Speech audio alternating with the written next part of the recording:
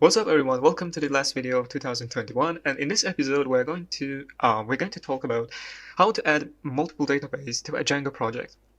So the first question appears in the head is why even we need this. Let's first describe the problem, and then we will give a solution for that. The problem is, assume that we have an application that runs really time-consuming, or let's say heavy tasks behind the scenes. Let's say we have a task.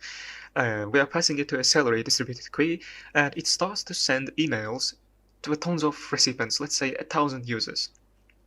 And meanwhile, there can be some errors, or I don't know, some warnings, critical messages that we can miss during the process.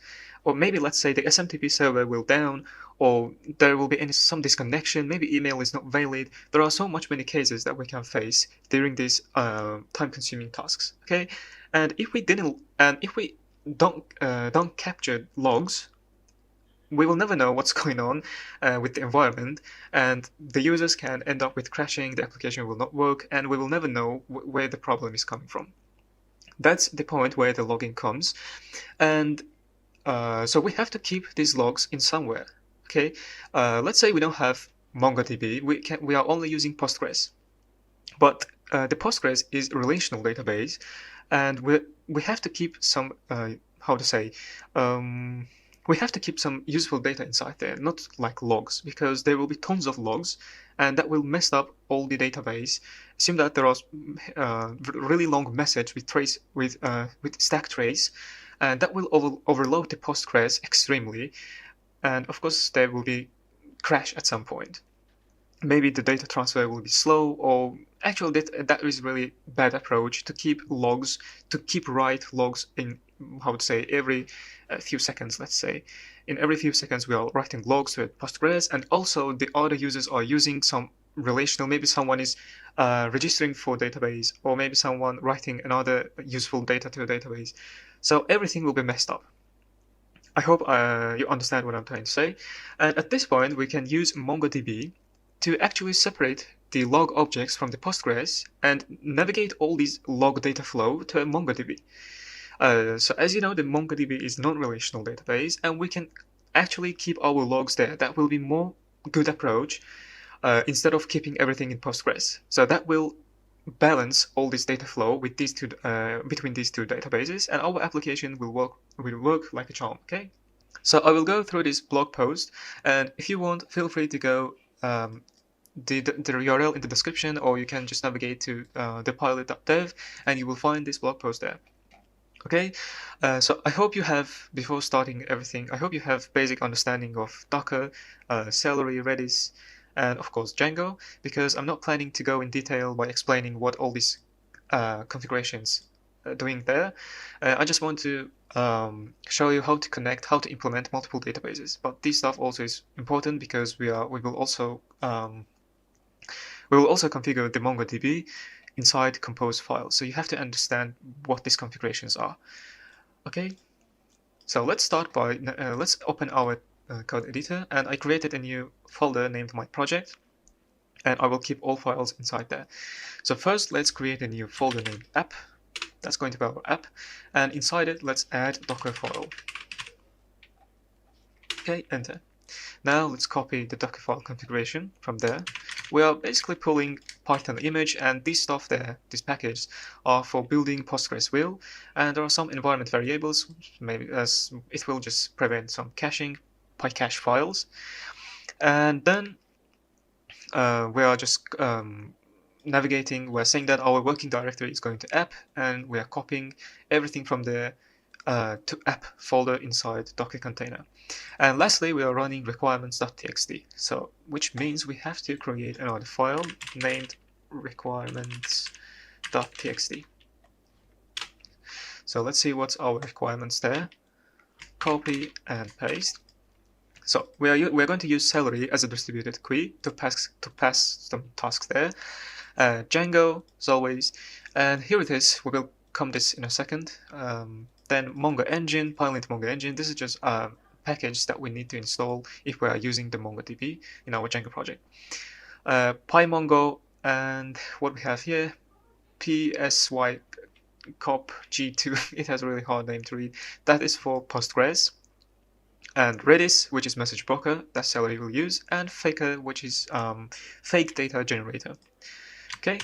All right. So let me explain you what is this. What is that extra requirement here that I'm pulling from my GitHub repository? And this is just forked repository of Django, and I did some small refactoring there. Since the Django has some problems with newer versions of Django, it just throws some not implemented exceptions, something like that. And as I see from Stack Overflow, from GitHub issues, the people are struggling with this. That's why I decided to make some small changes and applied it to the requirements to keep everything smooth.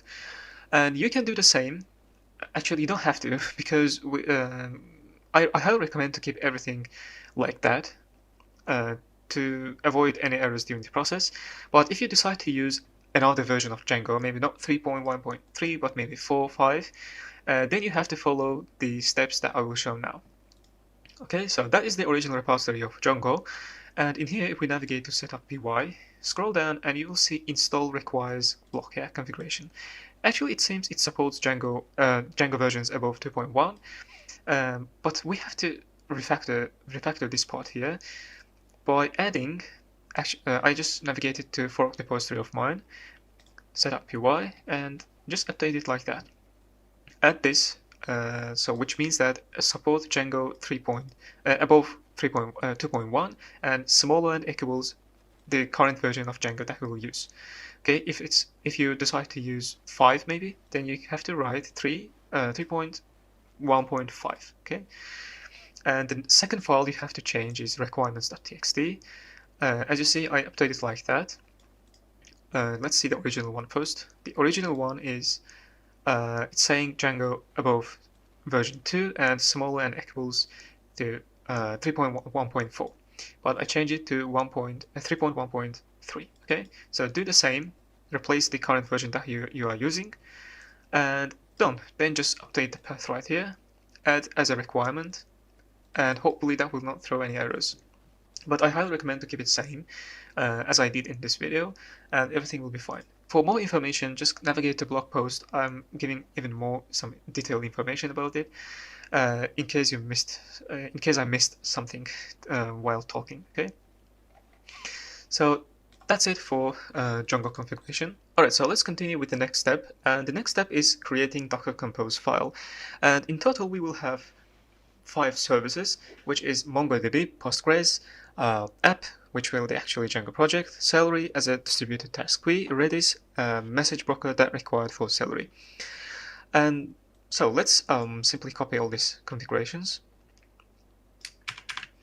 and create new file outside of app directory named Docker Compose YAML and paste everything there.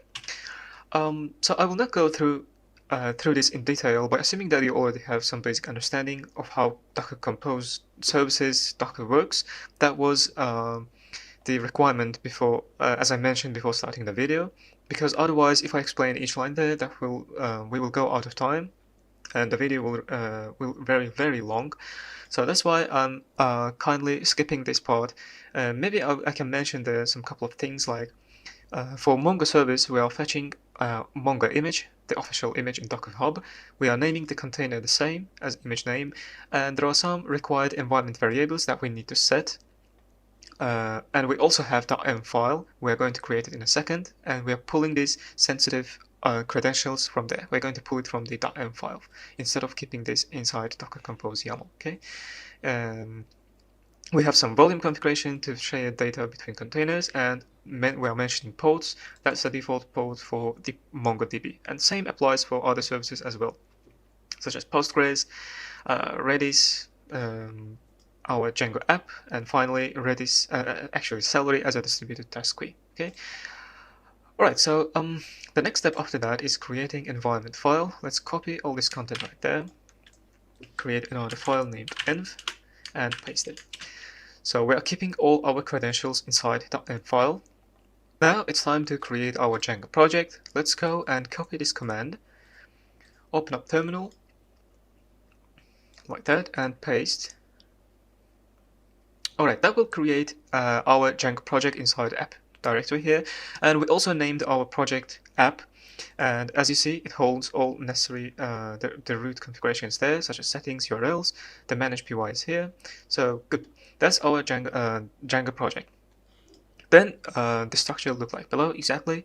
And then we have to integrate Postgres with Django. And for that, we need to update database configuration inside settings.py. So open up settings.py, scroll down, and you will see databases configuration right there.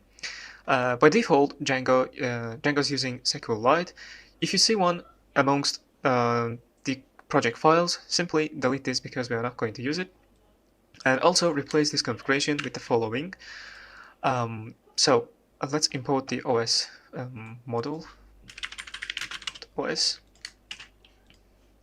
I can't save it. Okay, let me just edit permissions really quick.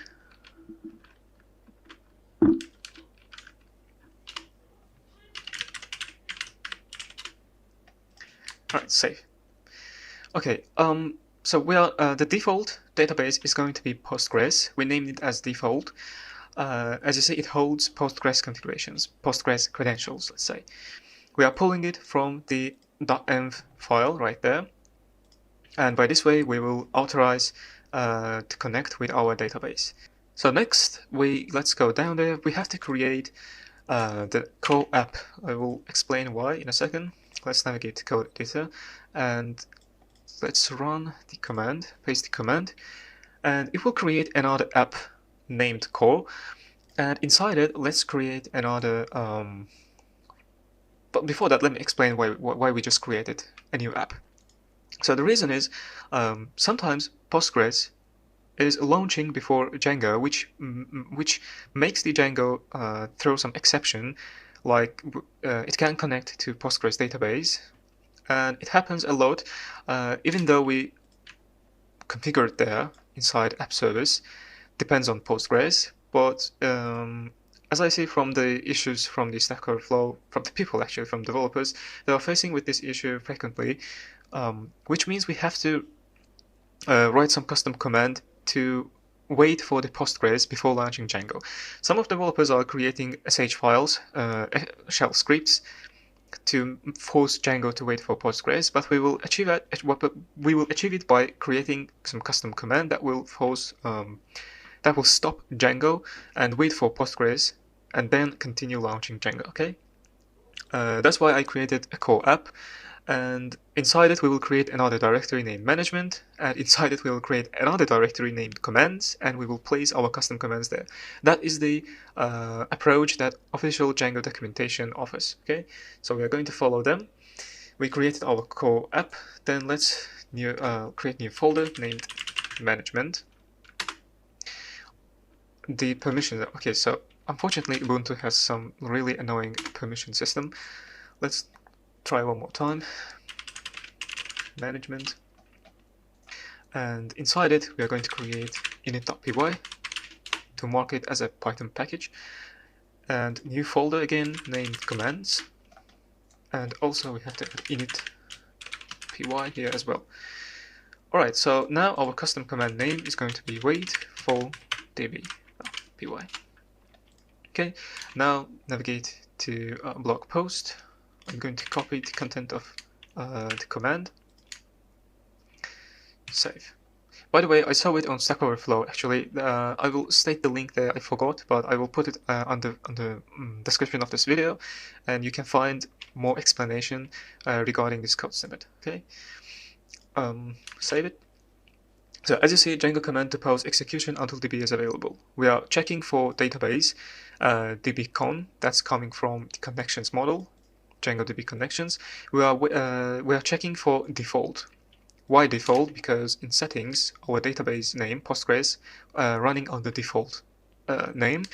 So we're checking if Postgres is there. If not, then it will throw operational error, which means database not there. Then we are waiting for 1 second, like time sleep 1, and trying again until database connection is available. Okay. So save it.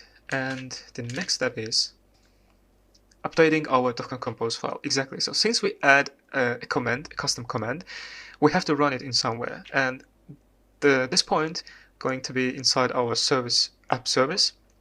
We're going to update the command block there. So first waiting for DB, then migrate. If we made some migration files, we have to migrate it. And after that, launch Django server. Okay, I will copy this part, go to Docker Compose, app service, and update this command block there, and save. Now let's switch to blog post again, and next we have integration with MongoDB. Alright, so inside settings py we have to update the database's configuration, and we need to add MongoDB there. So let's navigate to settings py. Inside database configuration, we're going to add next new non-rel for MongoDB. So default is keyword for the Postgres running on the default keyword, and the MongoDB will run on the non-rel keyword. So we are going to use these keywords for database router. I will explain in a second. So if, for example, the model belongs to non-rel, that means that should write inside MongoDB. If default, then it should write inside Postgres. Okay, so we are naming our databases like that to know that default is Postgres, non-rel is Mongo. Okay, and these configurations are just required by Mongo. But the main thing is here, the engine is going to be Django. The Django, as I said in the beginning of this video, is handle all SQL queries behind the scenes by keeping Django ORM same. The Django ORM will not change in any way. Thanks to Django, it will process all these queries in the background and let us create anything in the MongoDB. So that's it. The next step is, let me just switch to blog post again, setting up DB router. Yeah, that is another main point of this entire project. By setting up database router. So what we are going to do with database router, we have to separate our models. For example, as I said, the logs should go MongoDB, but the other ones must go to Postgres. So we don't if we don't mention, actually if we don't set up any database router, all models, including logs, will go to the default one, which is Postgres, default database. That's why we need to tell Django that, okay, if the model, the created model is log, then write it to the MongoDB. Okay, so that's the point where database router comes. And let's just copy this the class non-rel router class, and we're going to add it inside utils directory. Let's create another directory named utils inside core app. We're going to add init.py to mark it as a Python package. Then create db routers py, right? db routers. Okay. Then paste. All right. So before we go on, let me show you the automatic database routing, and this is the methods that database routers provide. And we will going to use three of them: database for read, database for write, and allow migrate. Okay, so here we have database for read, and we are checking if model name is inside non-rel models. Assume that we have Mongo model named log. We are defining it here with lowercase and as a string. If we have another model named user, then we're going to write it like that, user. So let me remove. So if the model name is log, then return non-rel database, right? So non-rel is MongoDB as we defined it here. Else return default, which is Postgres. Same logic applies for DB write. That's for read, for example, if we are filtering or we are selecting something. But for write, if we are inserting, such as update, create, then we are checking same. If model is non-rel, for example log, then return MongoDB, else Postgres. And finally, allow migrate. Allow migrate is only for Postgres because MongoDB doesn't need any migrations since it's non-relational. So we will only migrate Postgres models. So if DB is non-rel or model name is in self-non-rel models, return false, which means that the data for MongoDB models, we don't need migration. Okay, we don't need migrate anything. But if it belongs to Postgres, then return true, which means that okay, this model should migrate. Right, so that's it for database router. So once you complete it, navigate to blog post again, and now we need to tell Django that use our custom database router instead of default one. And to achieve that, simply copy this line, and we're going to add new configuration inside settings under database configuration. Actually, next after next database configuration, named database routers, and we're just giving the path of our custom database router, and that is inside core utils database routers non-rel router right here. Okay, so by this way we are telling Django that navigate incoming data flow to the proper database by using our custom database router. So that's it, and finally we have to set up Celery and Redis, and since we are building very small, actually very simple application that will go through all these processes, and we have to add very heavy tasks, such as generating tons of posts, maybe 1,000 posts or 100 posts. And to achieve that, we need to set up Celery and Redis to pass this heavy task in queue. And we will able to test our application. So inside our root, actually inside our Django project, we should create a file named celery.py and copy this code there and paste it inside. So simply the Celery will discover all tasks alongside the project by following this configuration. As you see, auto discover task, and then we have to update init.py of our Django project like that. And so next we need to add these following configurations for Celery inside settings py. I will go and end of settings py and paste it. So simply that is just Celery configurations such as task time limit, ignore result, broker URL, which will listen for Redis. Let me navigate to environment to see that. Celery URL is Redis broker URL here. Oops, and Redis channel URL there. Actually, we don't need channel, but Celery URL will be enough. Maybe we should remove this. Okay, anyway, just keep it same, keep it like that.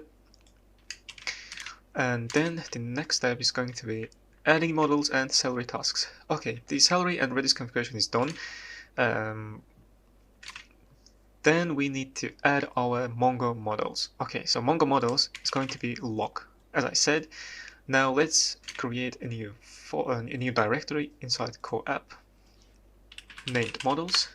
Let's mark it as a Python package py, and then create another file named models Mongo models. Exactly, Mongo models. Then paste the model there. As you see from Django, import models as Mongo models. I just gave alias to this to separate the actual model, which defined in Django.db. So simply I'm giving alias to to separate these two terms.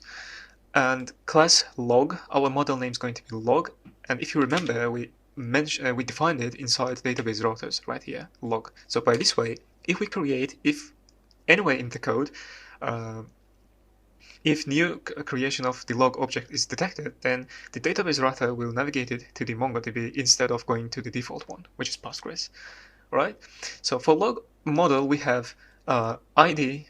For MongoDB, it's required to define ID field, and it should define like that: underscore ID Mongo models object ID field. Then message is going to be log message. Naturally, it's going to be text field, and then created that, updated that, simply for letting us know when this log object is created. Then useDB is going to be non-rel, and ordering is just for ordering the created data by created date.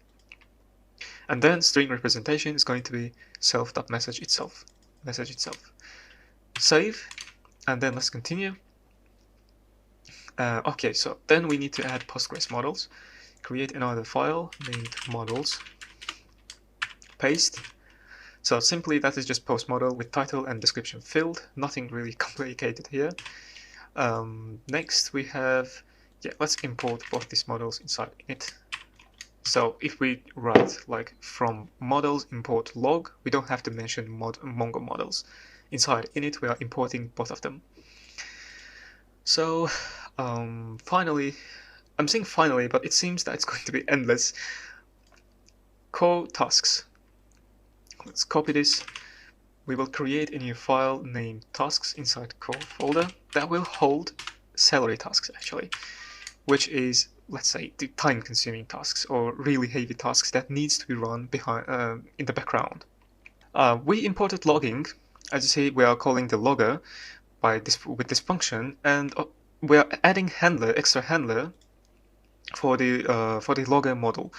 And the reason is, once the log is produced at some point of the process, we want to write it to the MongoDB right away. And by adding a custom handler, we will write the log message to the MongoDB once the log is produced. Okay, so we don't need to create it manually. The handler will create the object automatically in the MongoDB. So after this step, we're going to create a logging handler. So keep it like that. Then we have shared task, which is going to be passed to the salary. We have to decorate the function. If we are planning to pass it to the salary, then we are going to decorate it with shared task. You should already know that if you're familiar with salary.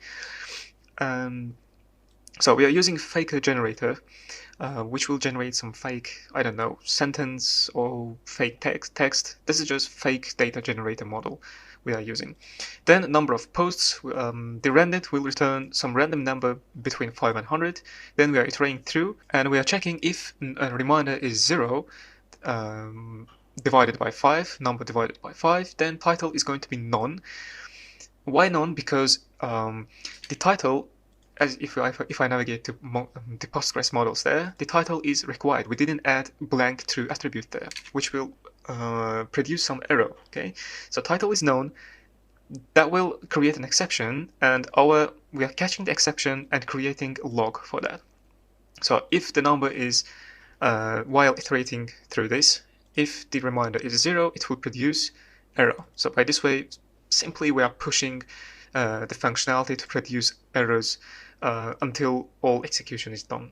Okay, so some of posts will produce errors. So we can know that the objects is writing to the MongoDB. All right. So save it and let's continue. Core utils log handlers. Okay, time to create our log handler. Inside utils directory, where we'll create another file, log handlers.py, paste it, save log message to MongoDB. So that is our custom logging handler we defined in tasks there. We're adding handler named logging handler. So what's going on there? As you see, we are inheriting the class from logging handler, and let's go inside it. Let's look to the emit method right there. So do whatever it takes to actually log the specified logging record. So we can refactor, or I don't know, as the docstring said, do whatever it takes. And of course, we want to save the log right away after it's produced. We want to create this log object inside MongoDB. So simply create log message, use native ORM of Django, log objects create message, and it's going to be record.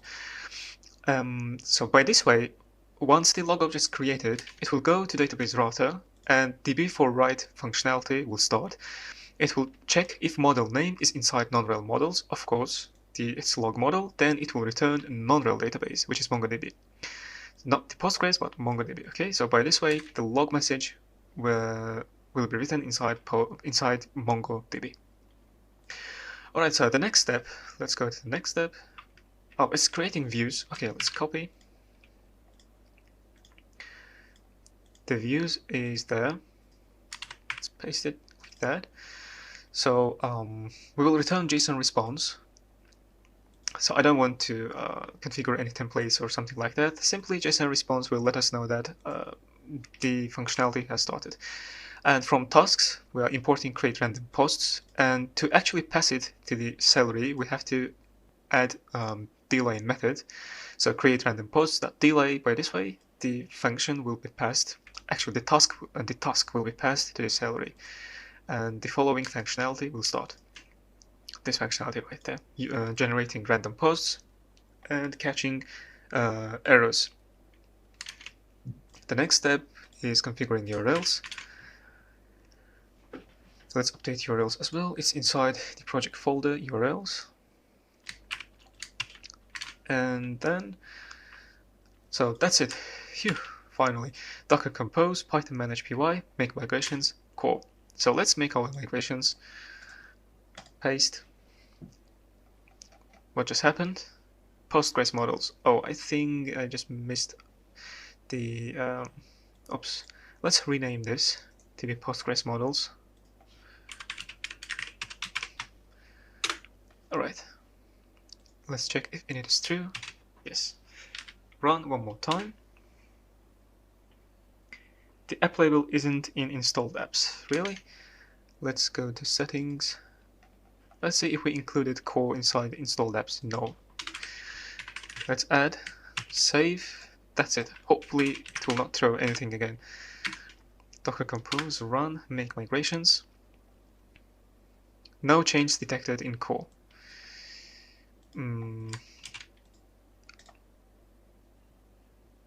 Oh, it already created. Okay, so the error before that one was because of the because I misspelled the name of models. It should be Postgres models. Actually, this part was good, but the file name was wrong, so I just changed it and everything worked properly. So the migration file is created for log and for post, but it will not migrate this one log because it's not because it should not apply to the Postgres. Okay, and now you will see. Let's now run Docker compose up. All right, so Docker compose up and in detach mode. I just forgot to create the admin user. Please create admin user to see if so we can see that our created objects is present in tables. How to say, the visual interface will let us know that our object is created successfully. So create super user. Let's keep it root, email address known, password root, and yes. So finally, what should we have to do? So let's make sure that each container is successfully running. Oh my god, there are so many containers right there. Docker compose. Let's down all of them. I think we started the app container multiple times. Alright. So clear. Docker ps. So there is not any running container. Great. Now Docker compose. Oh. In detach mode. Alright, so everything is up. Navigate to... Let's go to admin, root. We also have to add configuration for the admin page in order to see inside admin py. So from models, import log and post.